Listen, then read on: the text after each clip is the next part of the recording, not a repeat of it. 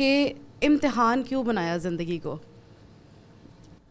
جی یہ ملاقات ہوگی تو پوچھیں گے.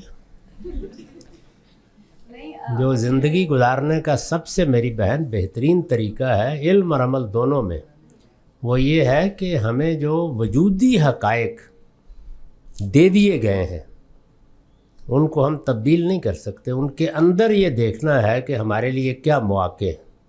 ہم زمان کو ختم نہیں کر سکتے، مکان سے باہر نہیں نکل سکتے، اور انسان کے حواس کے دائرے کو بڑھا سکتے ہیں، لامتناہی نہیں کر سکتے. عقل کے لیے دونوں امکانات موجود ہوتے ہیں. لازمی نتیجے نکالیں، امکانی نتیجے. امکانی نتیجوں کو تجربے اور مشاہدے کے بغیر لازمی نتیجوں میں بدل نہیں سکتے. یہ ہمارے علم کے حدود ہے.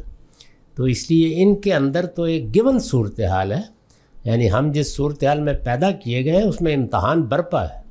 اب یہ کہ برپا جس نے کیا ہے اس سے نہ میری ملاقات ہے نہ آپ کی ملاقات ہونے کا فی الحال امکان ہے.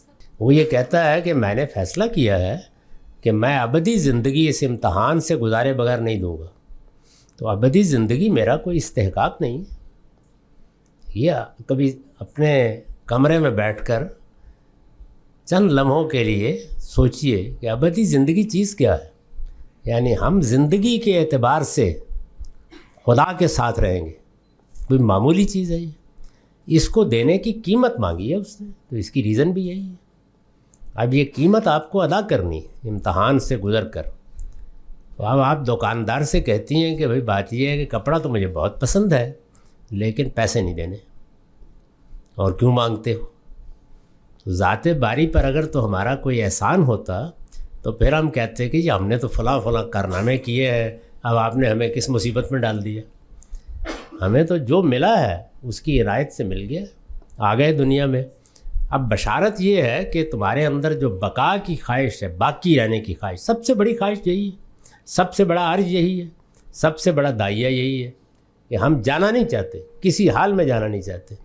زندگی کی کلفتوں سے گھبرا کے کبھی کبھی کہتے ہیں کہ چلے جائیں، ورنہ اگر وہ دور کر دی جائیں تو کوئی نہیں جانا چاہتا. تو اللہ نے یہ کہا ہے کہ یہ بقا کی خواہش آخری درجے میں پوری ہو جائے گی، موت کے بعد تم ہمیشہ زندہ رہو گے. لیکن اس کی قیمت ہے، پرائس، وہ آزمائش سے گزرنا ہے. اب آپ کہتی ہیں کہ کیوں مانگ رہا ہے، تو یہ تو پھر وہیں جا کے پوچھنا پڑے گا.